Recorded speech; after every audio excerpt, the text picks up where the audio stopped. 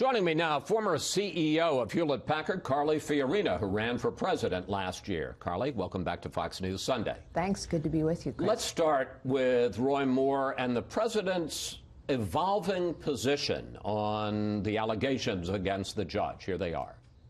The president said in his statement earlier this week that if the allegations are true, then that Roy Moore should step aside. The incontrovertible principle is that there's no Senate seat that's worth more than a child. I can tell you one thing for sure. We don't need a liberal person in there, a Democrat. What do you make of the president now siding with Moore because, one, he says the judge denies the allegations, and two, because he says the judge has an opponent who's a liberal? Well, that's politics, isn't it, Chris? This is all about politics, and that's why when politicians talk about this, it doesn't have a lot of credibility. This has been going on in politics for a very long time. Democrats try and defend their own. Republicans try and defend their own. It's a little bit like George Washington warned us 200 years ago. The problem with politics and political parties is they will care about winning above all else. Donald Trump cares about a vote in the Senate, no more, no less.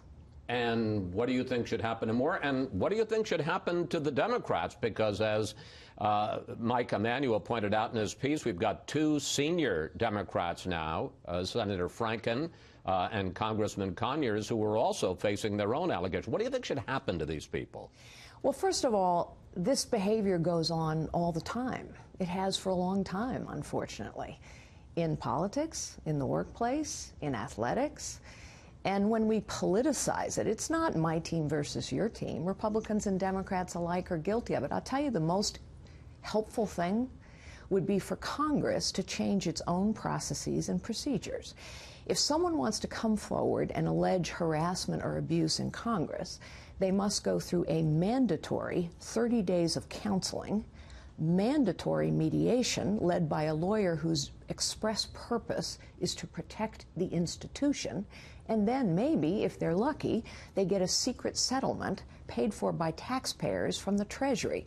That whole process is designed to protect politicians, Democrats and Republicans alike, to protect the institution and to make it next to impossible for a woman, or in some cases a young boy page, to come forward. That ought to change. That would actually help.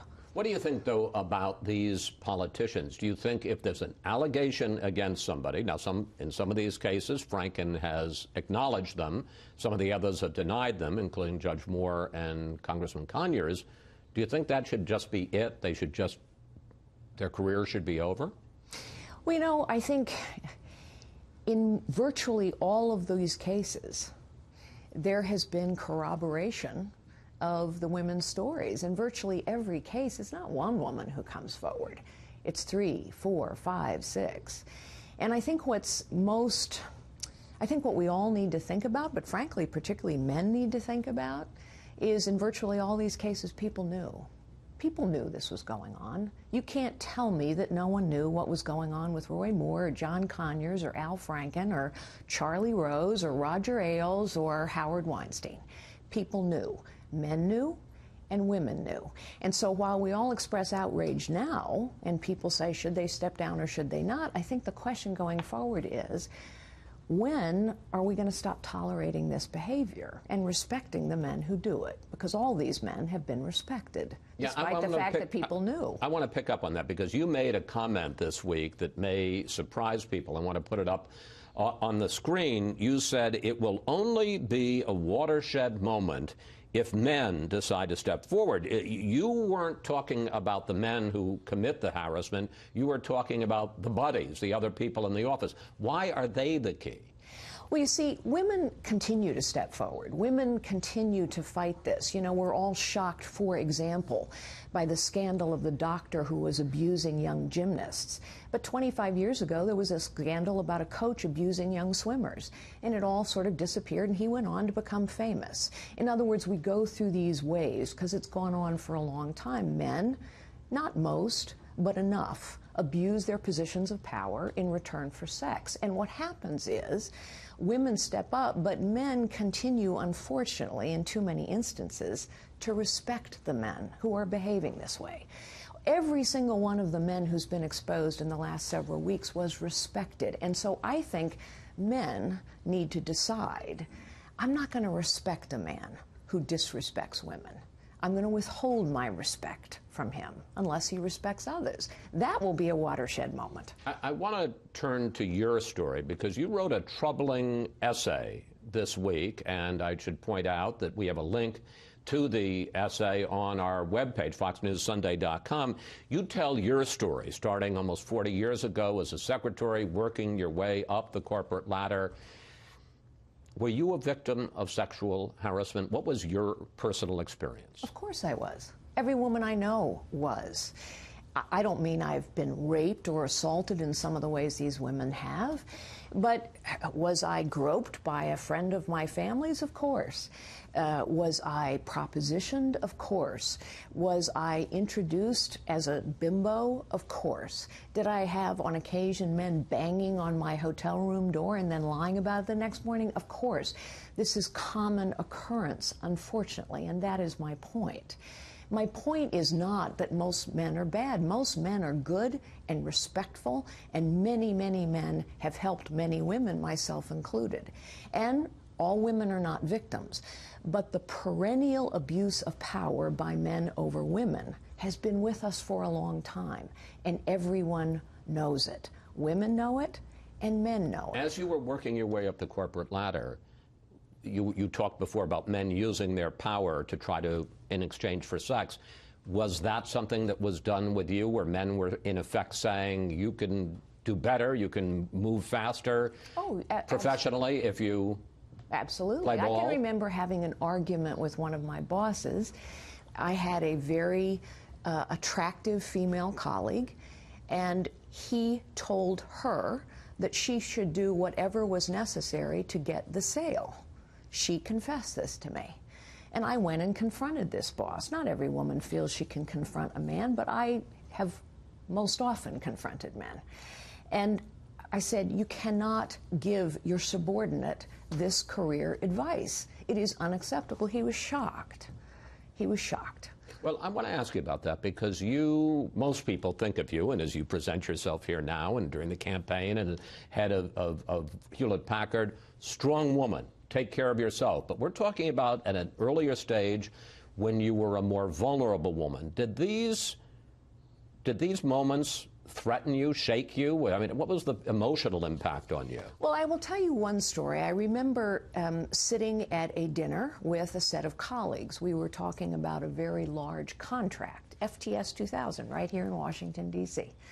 And all of my colleagues were men. That was frequently the case. And I remember one particular man saying to me, well, you know, when we get to, they were an examination of contractors, he said, when it comes time for us to present our credentials, we better hope you're not having your period. You won't be able to present. Wow. And I remember getting up and walking into the parking lot and crying in rage. I felt humiliated and embarrassed. And I came back to the table and didn't say another word for the rest of the night. But that night I went home and I thought, no one is ever going to make me feel like that again. So yes, women go through all of these emotions. And unfortunately, many of the women who have come forward recently didn't feel they were in a position to confront because the man had power over them, the power of their career, the power of their future. These women, when you watch them come forward, they obviously feel humiliated. They're embarrassed. It's not easy. Women have been coming forward for decades.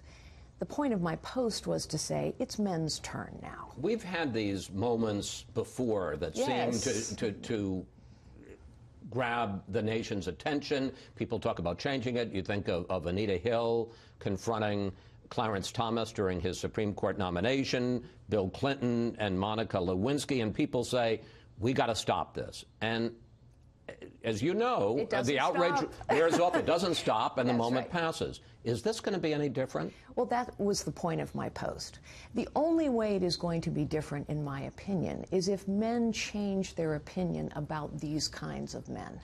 Women have known this is going on and deal with it. Men have known this is going on and unfortunately too often look the other way. Not all men, but too many men. And I think the problem is that men still can respect men despite this behavior. When men decide, you know what, I can't respect this behavior anymore, and power in and of itself is not what earns respect. What earns respect is behavior and leadership and decency and respect for others. Finally, I want to ask you, I want to go back to President Trump, because you had your own moment with him during the presidential campaign when he said this: look at that face, would anyone vote for that? Here's how you responded in the next debate. And I also want to play what President Trump said this week about the harassers being exposed. Here it is. I think women all over this country heard very clearly what Mr. Trump said. I think she's got a beautiful face, and I think she's a beautiful woman. And I think it's very, very good for women, and I'm very happy a lot of these things are coming out, and I'm very happy it's being exposed.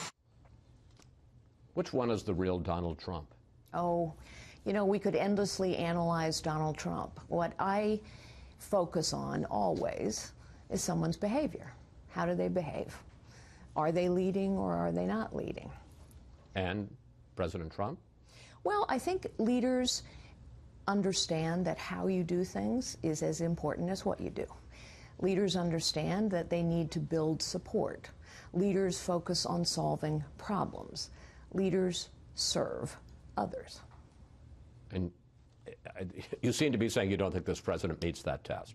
Well, I don't think he has yet often enough. He won't be the first president to fail the test of leadership, and he won't be the last, unfortunately. Politics is too rarely about leadership. Politics is too rarely about problem solving. Politics is too rarely about serving others. Politics is too often about my team versus your team. It's become like sports, and we all know how emotional and irrational sports is. Carly, thank you. Thanks for coming in on this holiday weekend, and it's always good to talk with you. Thanks.